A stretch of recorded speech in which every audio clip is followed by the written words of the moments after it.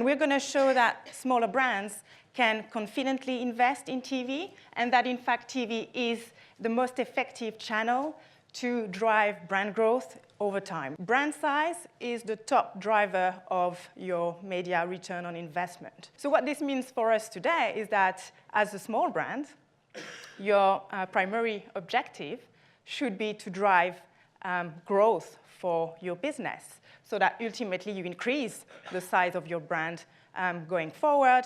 And for the same amount of spend for your media, you will be generating more return. We need to be able to quantify not just the short-term impact of media, but also the sustained effects that we see in the following 2-3 years. This long-term impact will start building what we call your base sales, because you are increasing your pool of loyal customers. As you increase your spend for a given channel, the marginal impact you're going to get from that investment will become smaller and smaller. And this is because you will start at some point reaching the same people again and again.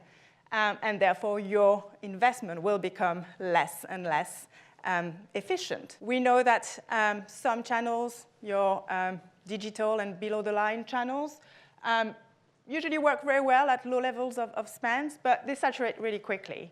So after a while, you will need to switch to other channels. And what we see is that TV, the pink line here, is obviously the one channel that will deliver broader reach, therefore scale for your brand. What is the most optimal way to use TV for a small brand? The first factor you need to consider is the seasonality of your business sales. So we know that obviously different sectors have different patterns in terms of sales. For retail, obviously, the last few months of the year, Black Friday and the ramp up to Christmas are obviously key periods for sales. And as a business, you need to prioritize those weeks or months where people are in the marketplace for your product so that you can reach people more effectively. Now, there's another component you need to look at as well, which is the cost of your media. And we know that TV costs do vary across the year. We know, for example, that July, August, and December are cheaper months for TV. So what you need to do is combine those two elements together, and that will show you when to invest in the most optimal way. When you start with a small budget, you should obviously start with specific bursts during those seasonal spikes we've just looked at. As your budget increases, however, you will start to spread that spend a bit more equally across the time. And the reason why you would want to do that is because you want to obviously minimize your diminishing returns. What we usually recommend, especially for smaller brands, is to start with an awareness campaign, because as a small business, you need to build your brand equity first. You need to make sure that people know who you are before you start advertising your promotions or your products. So you need to build the brand first.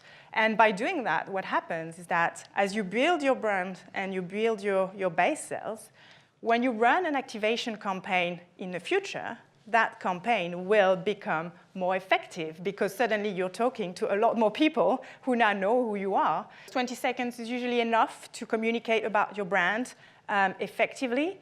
And at the same time, we keep the cost low. Looking at all the small brands we've analyzed for this research, what we saw was that on average, they spend about 66% of their budget on TV, and that delivered a much higher proportion of media-driven sales. In fact, 80% of their sales, of their media-driven sales, was generated through TV. So again, it shows that TV can deliver scale in a very effective way. You already see some significant results. On average, a 16% uplift in sales, and that impact continues to increase throughout the duration of your TV campaign. And what's good about it is that even after the end of the campaign, you still see an impact that lasts for another few months.